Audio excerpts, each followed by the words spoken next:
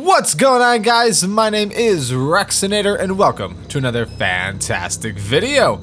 Now in today's video, we will be checking out 10 terrifying locations in Grand Theft Auto 5.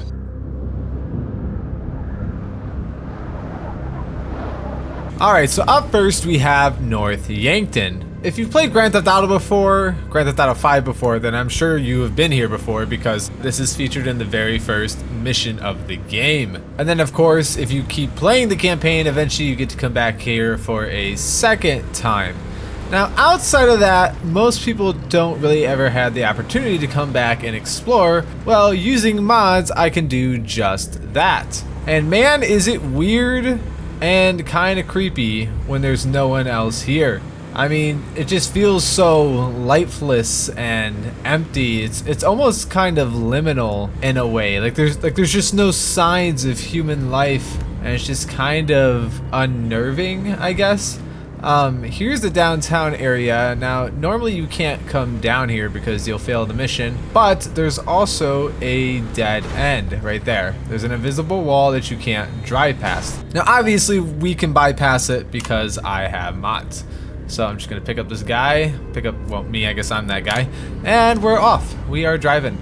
Now looking around, you can see that the further we get, the less detail there is in the buildings. Like this building right here is completely missing one of its walls, and these storefronts are pretty lacking in geometry. It's mostly just textures. The further in you go and the less detail there is, the creepier and creepier the city feels. It's almost like slowly you're going somewhere where you're not supposed to go. You're never supposed to see back here, and so it just feels more and more lifeless and empty. See, now it feels like we're in like the back rooms or something. Like I'm just getting some really weird vibes coming back here. And as you can see, all the way in the back is just this, it's just a flat image of some random city somewhere. I have no idea what city that is or where that is in real life. That's kind of where it ends. We got multiple banner hotels, I guess. Oh, and this is where the map ends. And I am now falling.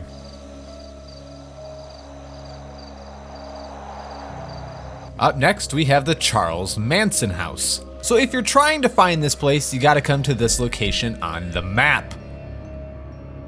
Once here, look for this graffiti on the wall that says 1807 and has an arrow pointing up the hill. If you go up the hill, the first house on the left will be the Charles Manson house. So who is Charles Manson? Manson was an infamous cult leader in the 1960s that led a cult called the Manson family in California. And here's a picture of him. Note the swastika on his forehead. So what exactly did Charles Manson do? Well, he told his cult followers to murder people, and that's exactly what they did. In total, Manson and his followers were found guilty of murdering 9 people, although some estimate that they could be responsible for the murder of up to 24 people. And Charles Manson told a cellmate that he was responsible for the deaths of 35 people. So why is this called the Charles Manson house?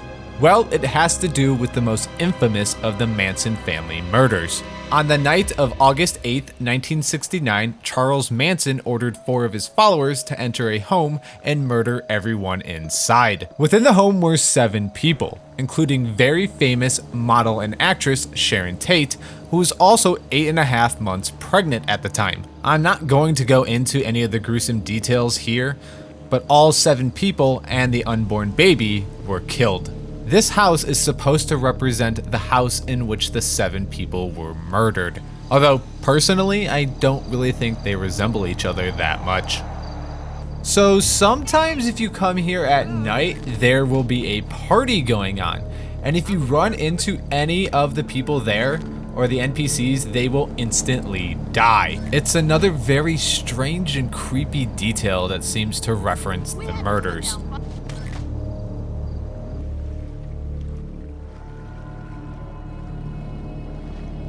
Alright, so up next we have outside of the map. Now, I'm sure almost all of you at some point have tried leaving the GTA 5 map to see what's beyond those big blue waters. And as I'm sure you all found out, if you go too far, well, your vehicle eventually dies. So if you're in a boat, it will just sink. If you're in an airplane, the engine will die out and the wings will fall off. and you will crash into the water to your death. So why did I include this in the video? What makes this so terrifying? Well, for me, I think what it is just this feeling and sense of loneliness. There's just no sign of life. It's kind of what made North Yankton kind of creepy and ominous, is there's just no sign of life outside of you yourself. I mean, there's not even animals out here, like fish. Fish don't spawn this far out. NPCs and boats don't spawn this far out. Airplanes don't spawn this far out. Nothing spawns this far out because you're not supposed to be able to go this far out. No matter what way you turn, it's just endless water. Like you're never gonna happen upon a piece of land or anything because it just doesn't exist. The game is just programmed to have infinite water. So it's just infinite water, infinite loneliness. So yeah, scary.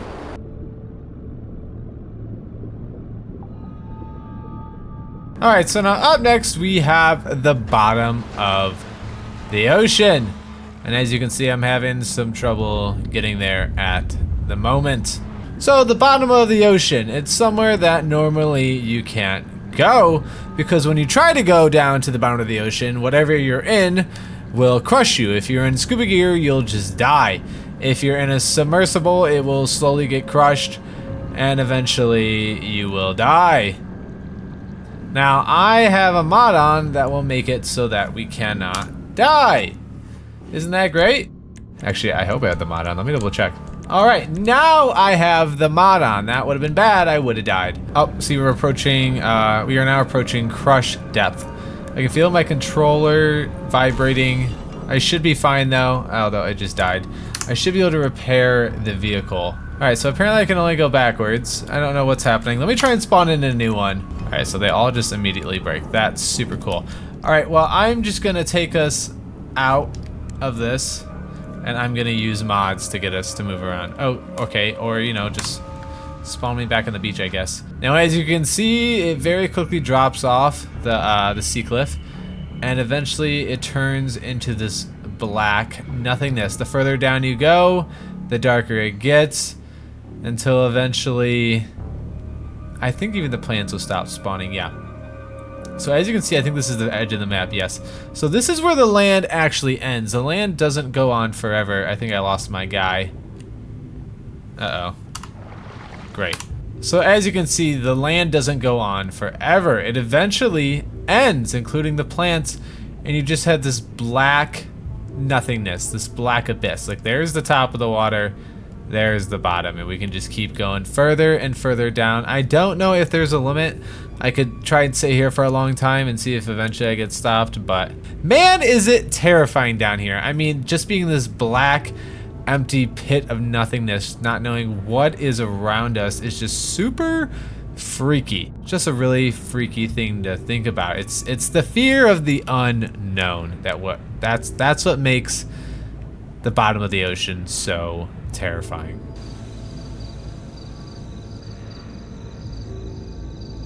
Up next, we have the mine shaft. Now, this is one that I'm sure most of you have been in. If not, you can find it here on the map. And there we go. So what's the history of this place?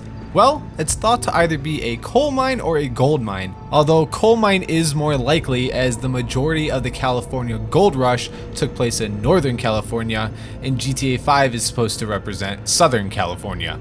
Alright, so now eventually you'll come to this fork in the path, and you'll find this dead guy here.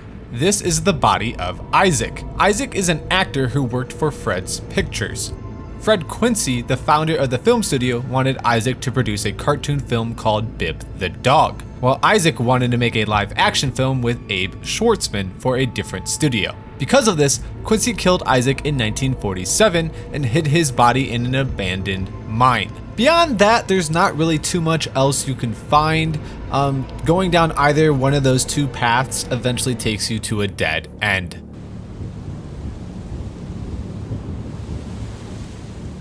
In order to find the Mount Gordo ghost, you must come to this location on the map between 2300 hours and 0 hours, which is the same thing as between 11 p.m. and midnight. So who is this ghost? Well, it's the ghost of Jolene Cranley. She was murdered by her husband, Jock Cranley, in 1978. Jock wanted to leave Blaine County to pursue his dream of becoming a stuntman. Jolene, on the other hand, wanted to stay in Blaine County to look after her parents. So while hiking Mount Gordo, Jock pushed Jolene off of a cliff, killing her. Now, typically, if you get too close to her, she'll disappear. But since I have mods on, that's not the case. Walking around the ghost, you'll see that it's just a 2D image. It's not even 3D. If you look under the ghost, you'll see the word Jock written in blood.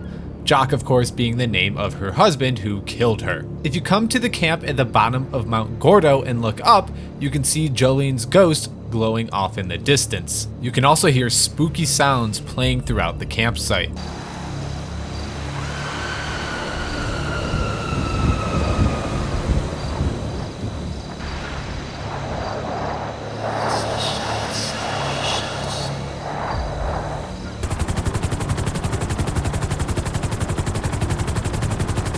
So up next we have Under the Map, also known as Blue Hell. Blue Hell is an area that can be found in every 3D GTA game. Blue Hell can be accessed when you no-clip or fall through the map in some way. Typically after falling through Blue Hell for a while, you'll eventually respawn on the map. So what makes Blue Hell so terrifying?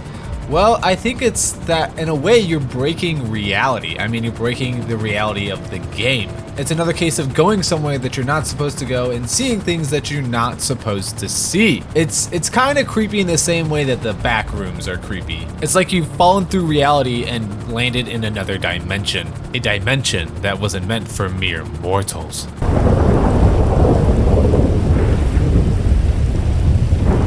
Next, we have the Haunted House of Harmony, which can be found at this location marked on the map. Now, there's not a lot of information on this location.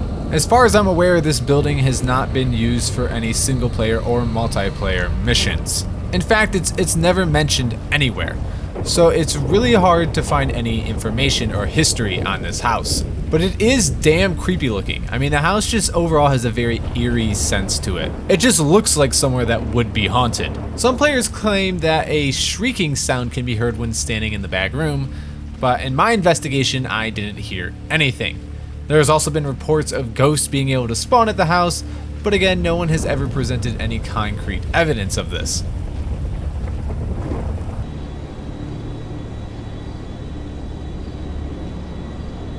Next, we have a location that I'm sure just about everyone that's played GTA 5 has been to at some point.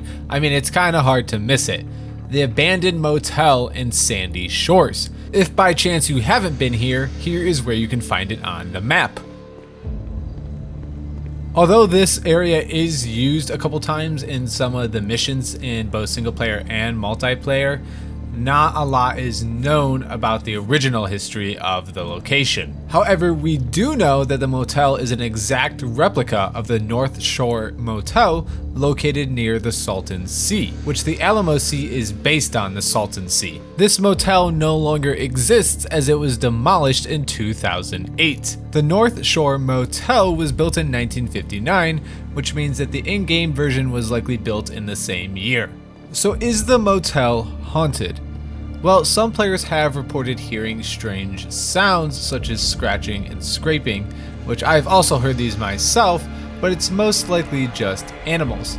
Some players have also reported seeing ghosts, but no one has ever shown any concrete evidence of this actually happening. Some other sounds that have been reported are a dinosaur's roar, a baby crying, and a bottle breaking. Now, I'm pretty sure I've heard a bottle breaking before, but I spent a lot of time playing this game and I've been at this location many times, and I personally have never heard a dinosaur's roar or a baby crying. Haunted, not haunted, this place still feels really creepy regardless, especially if you're here by yourself at night.